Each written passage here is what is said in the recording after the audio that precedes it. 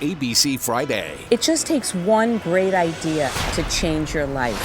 Shark Tank returns for its 15th season. I didn't know I was going to cry right now. With new guest sharks, Jason Blum of Blumhouse, Michael Rubin of Fanatics, and Candace Nelson of Sprinkles Cupcakes. I'm going to make you an offer.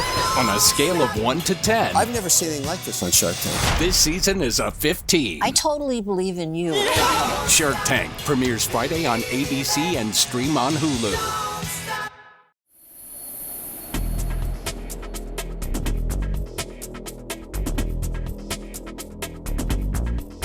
Ever feel like there's a constant stream of disasters unfolding?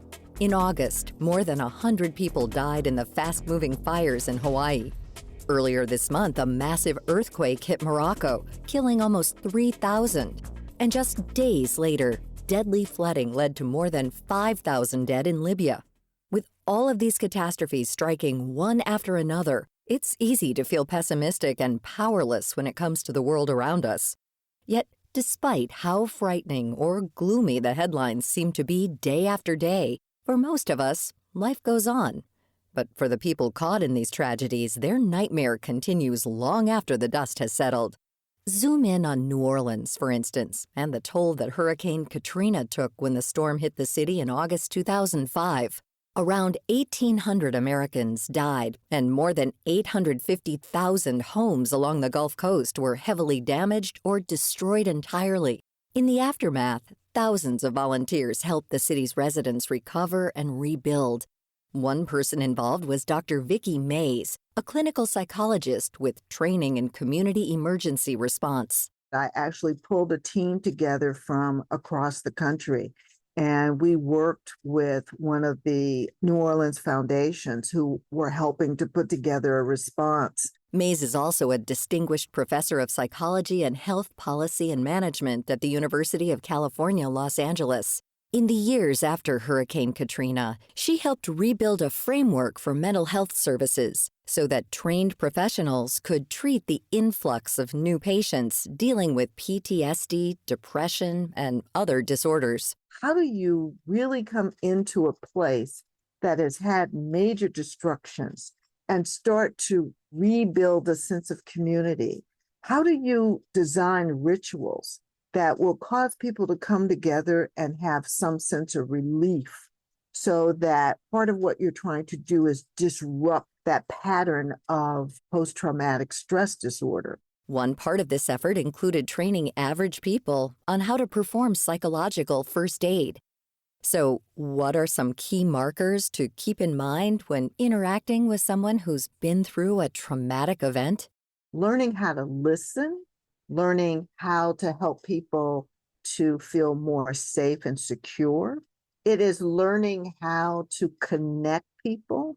You know, in psychological first aid, what you want to help that individual do is to not feel and be alone. For the countless victims struggling in the wake of these natural disasters, mental health is too often overlooked.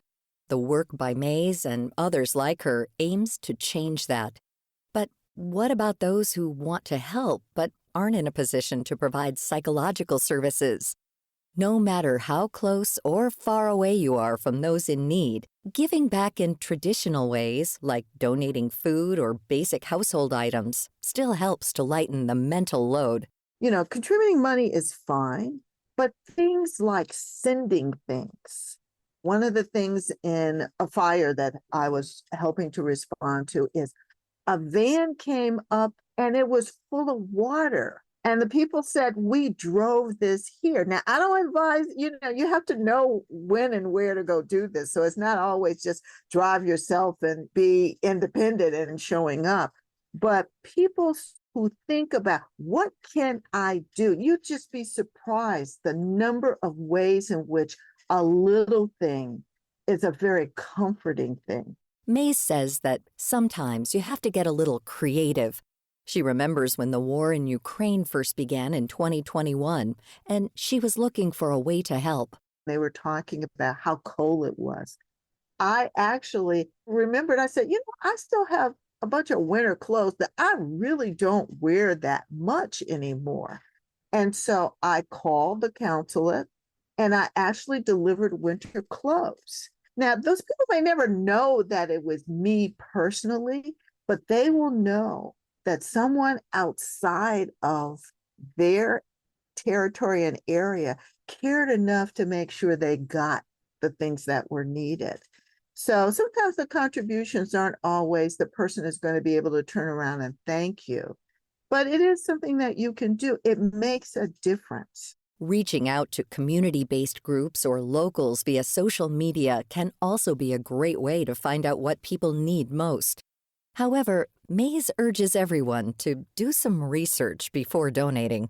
If you're giving, try and make sure that you know that you're giving to a group that is unbiased, unfettered, and will do everything they can to get things distributed in ways in which it's really needed.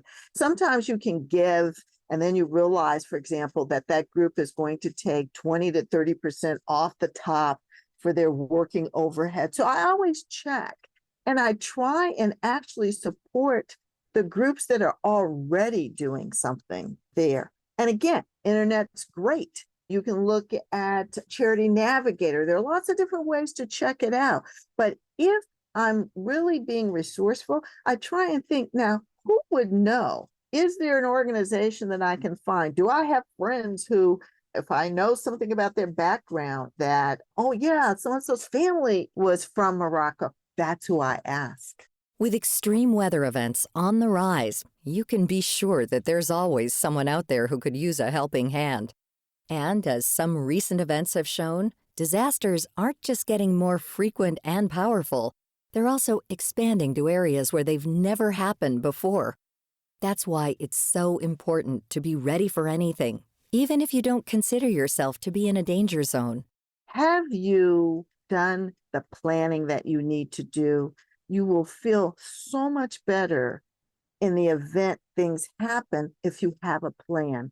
Don't second guess yourself. Don't sit and wait and think that somebody can come and rescue you and what have you. But planning really does take away some of the regrets. So if I have one piece of advice is don't ignore warnings. In those events where there are warnings, don't ignore them. Think about the things that you can do to really take care of yourself if it's just you. I mean, if you get cut off and there's no one that's going to come, did you plan in terms of having water? You can find a full list of all the items to include in an emergency kit by visiting the website ready.gov/kit. That's ready.gov/kit. This is an emergency preparedness website created by the U.S. Department of Homeland Security and is regularly updated with new items and protocols. As a clinician, Mays says that these preparations can help ease feelings of anxiety and distress around disaster situations. You will be empowered with understanding how you can be your own support. And that is a powerful thing because it helps really propel people to be able to go through a disaster much better when they realize counting on themselves and having a plan means they don't worry about, has the city been kind to us and the city doesn't do this or that, or FEMA takes too long to get there, but they have a plan and they have reached out to people. To find out more about this topic and our guest, Dr. Vicki Mays, visit viewpointsradio.org. For more behind the scenes and news about our stories, follow us on Instagram, Facebook, and X. This segment was written and produced by Amira Zaveri. Our studio manager is Jason Dickey. I'm Marty Peterson.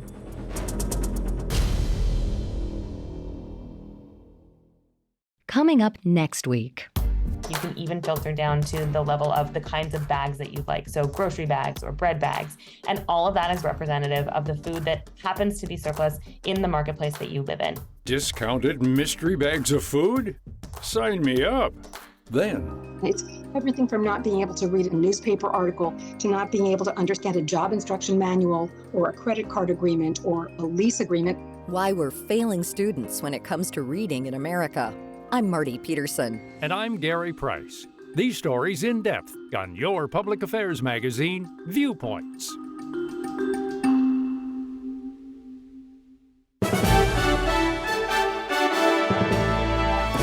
And that's That's Viewpoints for this week.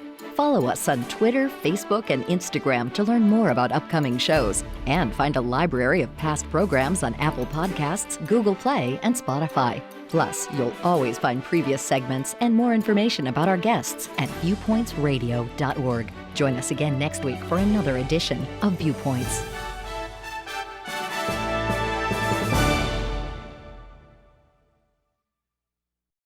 Whatever you're saving up for, a CD from Sandy Spring Bank lets you grow your savings at a guaranteed rate. Right now, earn interest at 5.50% APY on an 8-month CD special or 5.00% APY on a 14-month CD special. Learn more at sandyspringbank.com/CD specials. Minimum opening deposit to earn the annual percentage yield is $500 for the 8-month CD special and $2,500 for the 14-month CD special. Member FDIC.